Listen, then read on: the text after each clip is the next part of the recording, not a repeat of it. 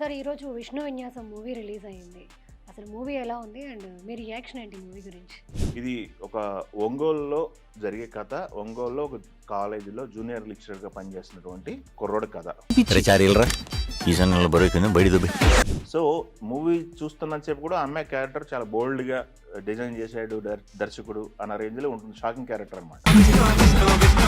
Lip kiss ఏంట్రా ఇంత యమగా ఉంది. సినిమా చూడాలి ప్రశాంతంగా అని ఎక్స్‌పెక్టేషన్స్ లేకుండా ఎళ్లి కూర్చుంటే మటికి ఎంటర్‌టైన్ అవుతారు. బట్ ఏదో పెద్దగా ఎక్స్‌పెక్ట్ చేసి పెద్ద లైన్, పెద్ద కాన్ఫ్లిక్ట్. సార్ ఈరోజు 'విష్ణు విన్యాసం' మూవీ రిలీజ్ అయింది. అసలు మూవీ ఎలా ఉంది? అండ్ మీ రియాక్షన్ ఏంటి మూవీ గురించి? మూవీ రిలీజ్ అయింది. మూవీకి సంబంధించి మన రియాక్షన్ చెప్పబోయే ముందు అసలు ఆడియన్స్ చూసిన వాళ్ళకి ఎలా అనిపించింది అనేది కామెంట్ రూపంలో చెప్తే మనం తెలుసుకునే ప్రయత్నం చేద్దాం. ఇది పూర్తిగా నా అభిప్రాయం మాత్రమే. ఈ సినిమా 2 గంటల 7 నిమిషాలు రన్ టైం పడింది. ఓకే. ఆ 2 గంటల 7 నిమిషాల్లో ముందొచ్చే యాడ్ కానీ లేకపోతే తర్వాత టైటిల్స్ అన్నీ పోతే ఒక 2 అవర్స్ మూవీ అయితే ఫుల్ ఫ్లెడ్జ్డ్‌గా ఉంది. ఓకే. ఈ 2 అవర్స్ మూవీ కూడా వాళ్ళు ఫస్ట్ నుంచి చెప్తున్నది ఫన్ రైడ్ మూవీ అని చెప్తున్నారు.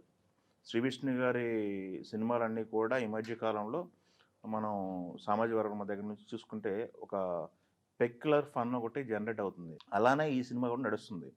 ఫుల్లీ ఈ యొక్క Sree Vishnu one man show అని మనం చెప్పాలి. ఓకే. ఈ సినిమా ఏదైతే ఉందో దాంట్లో శ్రీ విష్ణు ఫస్ట్ ఫ్రేమ్ నుంచి లాస్ట్ ఫ్రేమ్ వరకు తను నటుడిగా ఎంతవరకు చేయగలరో అంతవరకు న్యాయం చేశాడు ఈ సినిమాకి. అయితే ఈ సినిమాలో ఉన్న కథ ఏంటి అంటే, ఇది ఒక ఒంగోలులో జరిగే కథ. ఒంగోలులో ఒక కాలేజీలో జూనియర్ లెక్చరర్‌గా పనిచేస్తున్నటువంటి ఒక కుర్రోడి కథ. తనకి 30 దాటిని జాతకాలు, వాస్తుని ఎక్కువ నమ్మే కుర్రోడి కథ అనమాట. తనకు గురువు ఉంటాడు. గురువు గైడెన్స్ ప్రకారం ఇతను నడుస్తూ ఉంటాడు. ఫస్ట్ హాఫ్ వరకు హిలేరియస్ కామెడీ ఉంది. ఈ జాతకాలు నమ్మి హిలేరియస్‌గా ఫన్ ఎంటర్‌టైన్ జరుగుతూ ఉంటుంది. అయితే అనుకోకుండా తన జీవితంలోకి ఒక అమ్మాయి వస్తుంది. ఆ అమ్మాయి మిగతా అమ్మాయిలకందరికన్నిటి కూడా భిన్నంగా కనపడుతుంది అతనికి. తన బిహేవియర్ కూడా అన్‌న్యాచురల్‌గా ఉంటది. అది ఎందుకు ఆ అమ్మాయి అలా బిహేవ్ చేస్తుంది, తనకి అలవాట్లు కావచ్చు ఏదైనా అనేది 10-15 మినిట్స్ సినిమాలో జస్టిఫికేషన్ ఇచ్చే ప్రయత్నం చేశారు. అది కన్వే అయింది. సో, మూవీ చూస్తున్నంత సేపు కూడా ఆ అమ్మాయి క్యారెక్టర్ చాలా బోల్డ్‌గా ఇదేంటి ఈ హీరోయిన్ క్యారెక్టర్ ఇట్లా డిజైన్ చేశాడు దర్శకుడు అన్న రేంజ్‌లో ఉంటుంది. షాకింగ్ క్యారెక్టర్ అనమాట. ఓకే. దానికి బ్యాక్ ఎండ్ స్టోరీ ఉంటుంది. ఆ బ్యాక్ ఎండ్ స్టోరీ లాస్ట్ 15 మినిట్స్‌లో కన్వే చేయడానికి ట్రై చేశాడు. చిన్న లైను. ఆ చిన్న లైన్‌లో 2 అవర్స్ కూర్చోబెట్టి ఎంటర్‌టైన్ చేయాలని చెప్పి వాళ్ళు ప్రయత్నం చేశారు. ప్రతి సీన్‌లో కూడా ఫన్ జనరేట్ చేయడానికి చాలా కష్టపడ్డారు. అది స్క్రీన్ మీద కనపడుతుంది. విష్ణు గారి వన్ లైన్‌లు పంచులు, ఆయన ఒక చిన్న వ్యంగ్యంగా మాట్లాడే భాష, ప్రతి డైలాగ్‌ని కూడా తను ఓన్ చేసుకొని వ్యంగ్యంగా మాట్లాడడం, ఈ జనరేషన్ ఎలా బిహేవ్ చేస్తుంది, ఏంటి, ప్రతి ప్రాబ్లమ్‌ని సింప్లిఫై చేసి ఫన్ జనరేట్ చేస్తున్నారనేది చాలా పదాలు కూడా వాడటం జరిగింది. చాలా లవ్ సినిమాల్లో వాడే రిఫరెన్స్‌లు కూడా ఈ సినిమాలో వాడారు.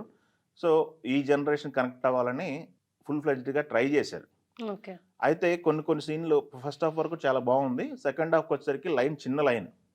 సెకండ్ హాఫ్ పాయింట్ ఆ చిన్న పాయింట్‌ని కొంచెం లాగ్ చేశారేమో అన్నట్టు అనిపించింది గానీ, మళ్ళీ క్లైమాక్స్ కొంత జస్టిఫై చేయగలిగింది. సినిమా చూడాలి ప్రశాంతంగా అని ఎక్స్‌పెక్టేషన్స్ లేకుండా ఎళ్లి కూర్చుంటే మటికి ఎంటర్‌టైన్ అవుతారు. బట్ ఏదో పెద్దగా ఎక్స్‌పెక్ట్ చేసి పెద్ద లైన్, పెద్ద కాన్ఫ్లిక్ట్ ఎక్స్‌పెక్ట్ చేసి వెళ్తే మటికి నిరాశ మిగులుతుంది. ఓకే. లైటర్ వేలో ఎళ్లి ఒక ఫన్ రైడ్ ఓకే. విష్ణు విన్యాసం అనేది మటికి ఆ లెవెల్‌లో ఎళ్ళింది. బట్ గతంలో అతను చేసిన సినిమాలో చూసుకుంటే సమాజ వర్గంలో కావచ్చు, దాని తర్వాత సినిమాలు కావచ్చు, అంతకుముందు సినిమాలు కావచ్చు, వాటితో కంపేర్ చేసుకుంటే కంపారిజన్‌లో అయితే కొంచెం తగ్గుతుందేమో అనిపిస్తుంది గానీ, ఓవరాల్‌గా చూసుకుంటే మటుకు ఓకే అని సినిమా అనమాట. అయితే రతన్ అందించినటువంటి పాటలు 2 పాటలు ప్లస్ బ్యాక్‌గ్రౌండ్ మ్యూజిక్ ఆ సినిమాకి ఏం కావాలో అది ఉన్నాయి. ప్రొడక్షన్ వాల్యూస్ బాగున్నాయి. నయనసారిక చాలా బాగా యాక్ట్ చేస్తుంది క్యారెక్టర్‌ని ఓన్ చేసుకొని. శ్రీ విష్ణు తనదైన స్టైల్‌లో తను ఎంటర్‌టైన్ చేశారు. తర్వాత సత్య క్యారెక్టర్ ఒకటుంది. అది కొంచెం ఆకట్టుకుంటుంది. శ్రీకాంత్ భారత్ అని చెప్పేసి హీరోయిన్ ఫాదర్ క్యారెక్టర్ చేశాడు. అది బానే ఉంది. మురళీ శర్మ గారి పాత్ర కథని కొంత మలుపు తిప్పే పాత్ర. అలానే కథని ఇంట్రడ్యూస్ చేసేది కూడా అతనే. ఓకే. సో, ఆ పాత్ర కూడా బానే ఉంది. సత్యన్ రాజేష్ ఉన్నారు. ఆ పాత్ర తన పరిధిలో తను యాక్ట్ చేయడం జరిగింది. ఇలా చెప్పుకుంటూ పోతే ఉన్న నటీనటులందరూ కూడా వాళ్ళ పరిధిలో వాళ్ళు బాగానే ఎంటర్‌టైన్ చేశారు. సినిమా నిడివి 2 అవర్స్ అవ్వటం, చిన్న లైను, అప్పుడే సినిమా అయిపోయిందని ఫీలు, అక్కడక్కడ నవ్వుకోవటం, ఓకే. ఇవన్నీ కూడా బాగానే ఉన్నాయి. ఓకే. ఓవరాల్గా చూసుకున్నట్టయితే సినిమాలో ఇబ్బంది పెట్టలేదు. హుహు. ఈ మధ్య కాలంలో సినిమా హిట్ అని చెప్పడానికి ఫార్ములా ఏం తయారైందంటే థియేటర్లో కూర్చున్న ఆడియన్ని విసిగించకుండా, వేధించకుండా ఉంటే సినిమా పర్లేదు బాగానే ఉంది అనే మాట వస్తుంది బయటికి. అవును. సో ఇది పర్లేదు బాగానే ఉంది, చూసొచ్చాం అన్న ఫీల్ అయితే ఉంటుంది కానీ ఓ ఓకే. ఎక్స్పెక్ట్ చేసుకొని వెళ్ళి పెద్దగా ఎక్స్పెక్ట్ చేస్తే మట్టుకి కొంత డిసప్పాయింట్ అవుతారు. ఓకే. ఓవరాల్గా అయితే ఓకే సినిమా. శ్రీ విష్ణు గారి ఖాతాలో ఇంకొక ఫన్ జోనర్లో ఇంకొక సినిమా పాస్ అయిందని మనం చెప్పాలి. ఓకే. ఎస్.